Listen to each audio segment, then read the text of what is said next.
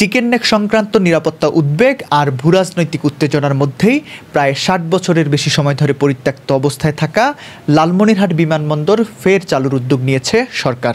উত্তরাঞ্চলের অর্থনীতি, শিল্প ও পর্যটনে নতুন মাত্রা যোগ করতে পারে এমন সম্ভাবনাকে সামনে রেখেই এই ঐতিহাসিক বিমানবন্দরটিকে জাগিয়ে তোলার কাজ শুরু হয়েছে। বেসামরিক বিমান চলাচল কর্তৃপক্ষ বেবিচক কর্তৃক ৫ সদস্যের একটি উচ্চ পর্যায়ের কমিটি বিমানবন্দরটি চালুর কারিগরি সম্ভাব্যতা যাচাই এবং প্রয়োজনীয় অবকাঠামো নির্মাণের রূপরেখা তৈরিতে কাজ করছে।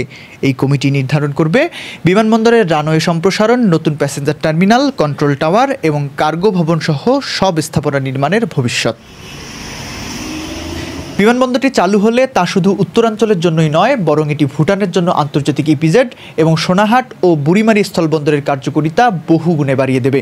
ভারত, নেপাল ও ভুটানের সাথে ব্যবসা বাণিজ্যের বিপুল সম্ভাবনার কারণে এটি দক্ষিণ এশিয়ার জন্য একটি আঞ্চলিক এভিয়েশন হাব হয়ে উঠতে পারে। বিমানবন্দরটি চালু করতে সবচেয়ে বড় সুবিধা হলো এর জন্য নতুন করে ভূমি অধিগ্রহণের প্রয়োজন হবে না, কারণ এর ১,০০০ একরেরও বেশি জমি এখনও প্রতিরক্ষা বিভাগের নামেই রেকর্ডভুক্ত আছে। তবে এই উদ্যোগটি আন্তর্জাতিক মহলেও ব্যাপক আগ্রহ এবং কিছুটা উদ্বেগ তৈরি করেছে। লালমনিরহাট বিমানবন্দর চালুর খবরে ভারতের প্রশাসন মহলে সতর্কতা তৈরি হয়েছে। ভারত বাংলাদেশ সীমান্ত থেকে মাত্র ২০ কিলোমিটার দূরে অবস্থিত এই বিমানবন্দর নিয়ে তাদের মূল আশঙ্কা এখানে চীনের সামরিক বা বাণিজ্যিক সংযোগ গড়ে উঠতে পারে, যা ভারতের পূর্বাঞ্চলীয় রাজ্যগুলোর জন্য অত্যন্ত গুরুত্বপূর্ণ চিকেন নেক করিডোরের নিরাপত্তাকে ঝুঁকির মুখে ফেলতে পারে। পাল্টা ব্যবস্থা হিসেবে ভারত ত্রিপুরায় তাদের পুরনো একটি বিমান ঘাঁটি চালুর পরিকল্পনা করছে বলেও জানা যায়। তবে এসব ভূরাজনৈতিক চাপ উপেক্ষা করেই বাংলাদেশ সরকার বিমানবন্দরটি চালুর প্রস্তুতি হিসেবে কারিগরি কমিটি গঠনের মাধ্যমে কাজ এগিয়ে নিচ্ছে। এই বিমানবন্দরকে ঘিরে এত আলোচনা বা সম্ভাবনার কারণ বুঝতে হলে ফিরে তাকাতে হবে এর গৌরবময় ইতিহাসের দিকে।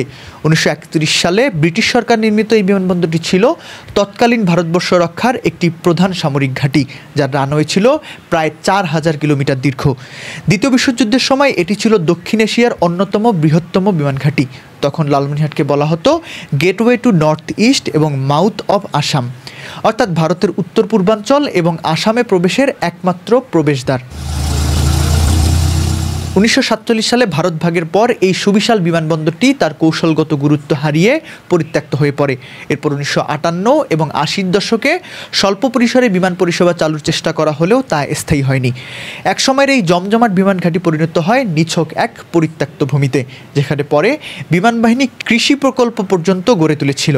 দীর্ঘ অবহেলায় ঐতিহাসিক এই বিমানবন্দরটি তার সব জৌলুস হারায়। তবে সব নিরাশা ঘুচিয়ে উত্তরাঞ্চলে এখন লেগেছে উন্নয়নের ছোঁয়া।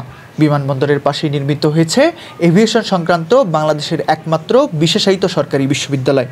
এভিয়েশন অ্যান্ড অ্যারোস্পেস বিশ্ববিদ্যালয় বাংলাদেশ সরকারের অর্থায়নে ৪৬তম সরকারি বিশ্ববিদ্যালয় হিসেবে নির্মিত হয়, যা আকাশ বিজ্ঞান প্রকৌশল সম্পর্কিত বাংলাদেশের প্রথম উচ্চশিক্ষা প্রতিষ্ঠান। সবকিছুর মাঝে এখন অপেক্ষার পালা।